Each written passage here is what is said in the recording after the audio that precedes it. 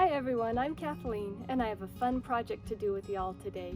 I wanted to plant some plants, but here in Reno it's about 90 degrees with 25% humidity, and you might not think that's a lot if you're living on the East Coast or in the South, but for us here in the high desert, it's sweltering. So instead of planting plants, I'm going to work on a project that I've wanted to get done for a while. I've wanted pavers to use as stages for my potted plants. Now the pavers will be sunk in. They're going to be put into the earth around my flower beds, but I think they're going to create a really nice stage. I couldn't find any flagstone, so what I did was I went to Home Depot and I found this Boulder Creek sandstone. And each one of these sandstone pieces was $3.48. I don't think you can get any more economical than that. And it is strong. It's heavy, it's going to be durable, and it's going to be perfect. I want them to look like flagstone though. This is just a little too light and bright for my yard. So what I've done is, using the kids' acrylic paint that I found around the house, I use the paint straight or I make a slurry and I just simply paint them. So I'm going to do one with you right now. Put some gloves on. It is the perfect project for biggest littles because you're taking something small and turning it into something a little more grand than it started out.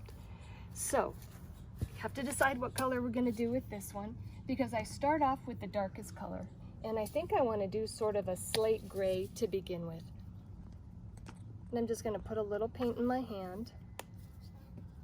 I'm going to rub my hands together, and then I'm simply just going to swipe across the stone. And what this does is it brings out all the little peaks and valleys in the stone, makes it look a little more interesting because it's accentuating all the little nuances that are in this piece of stone. So once I get sort of a thick base layer down, I start adding with slurries. And it doesn't matter that I'm using the same gloves. It all just kind of mends and blends together. This is a brown slurry that I made a little earlier. I just save it. I'm going to add a little more water to it because the water evaporated and it's thickened up more than I want it to thicken up. So in mixing the paint with some water and thinning it out, it'll create a lighter brown layer.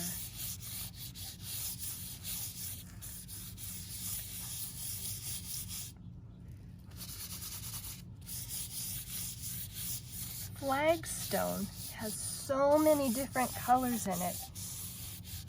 There's grays, there's browns, there's tans, and there's even, and I found this color, there's even golds in it. So I haven't put any gold on any of the stones I've made so far, but I'm gonna do a slurry with gold.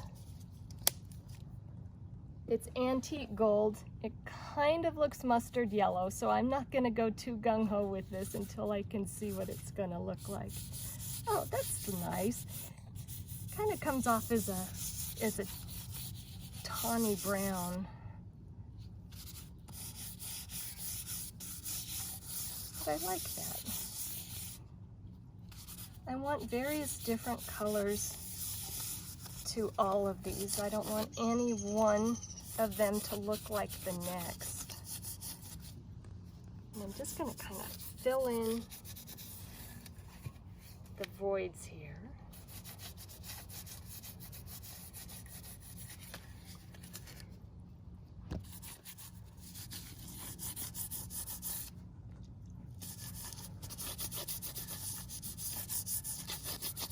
I have so many potted plants, and they don't look good just sitting on the grass. Not only do they not look good sitting on the grass, but they kill the grass underneath them if they're there for any length of time.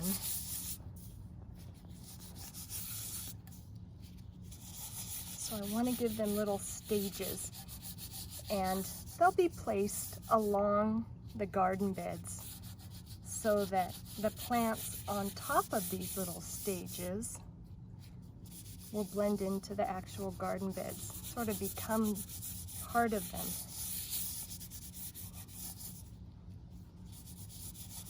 So it just takes a little bit of rubbing. I used a lot of this antique gold, and I have found that these paints turn out just a little bit darker than they look like in the little bowls. But I think that's about it. What do you think, Bets? I actually really like how the antique gold looks. It gives it kind of a tannish look. Yeah, a little different from the darker ones that I did earlier. Yeah, but I think they'll all look good together. So, with gray paint, brown slurry, and an antique gold slurry, that's what this one looks like. This one over here has a lot of green in it. I was trying to moss it up a little bit, and it's very limey green looking. So I think I'm gonna just add a little bit of, I can do it right now while I'm talking about it, make it easy on myself. Just a little brown slurry over it to calm that green down.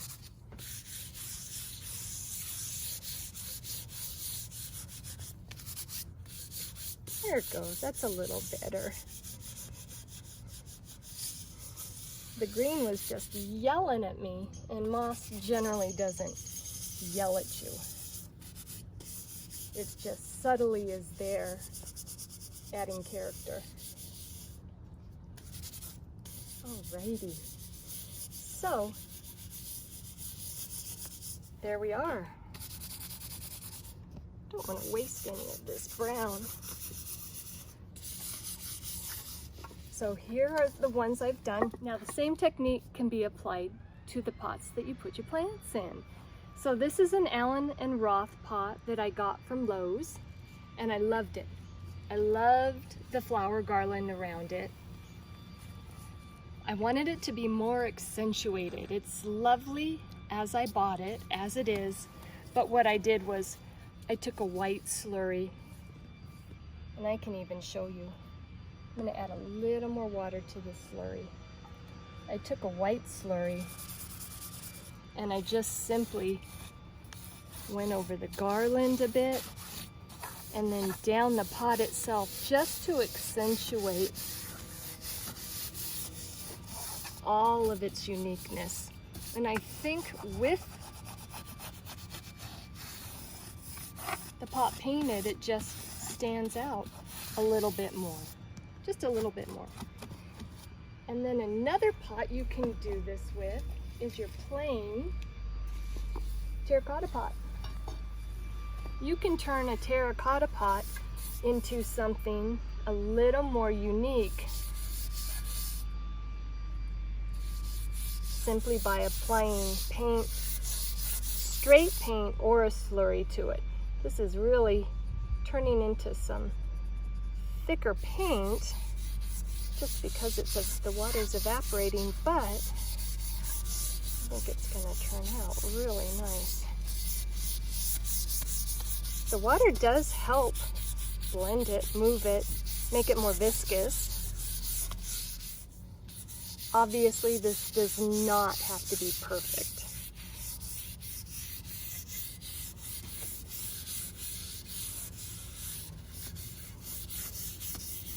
And it is simply to add some uniqueness to what would have been a simple terracotta pot.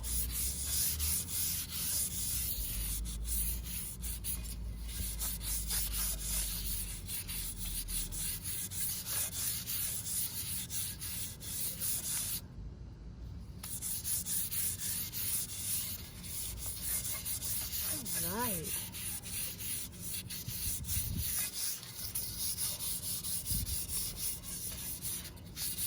With your drier hand, you can blend it a little bit more. Now, terracotta can get mossy. So for that reason, I'm going to take a little of this green slurry and try and create very lightly kind of a faux mossy look on the outside of this pot. It doesn't take much green paint to achieve that look.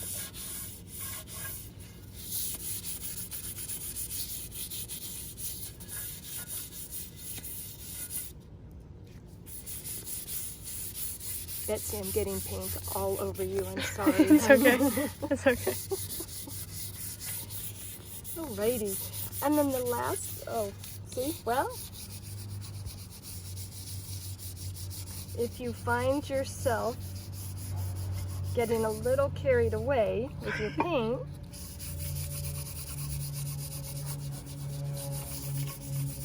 it can be rubbed in.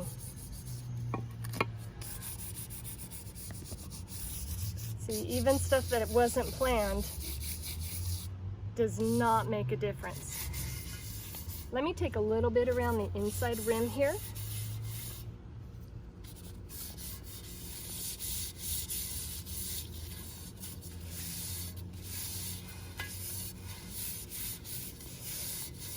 Some areas are heavier than others, and it's okay, because once this gets potted up, and a light green look to it. I am going to take a little brown though, believe it or not though, because pots get dirty when they've been outside for a while. And that's sort of the look I'm going for, is I'm going for a pot that I didn't just pick up, but I've had for a little bit. So I'm going to create some dirt with some brown paint.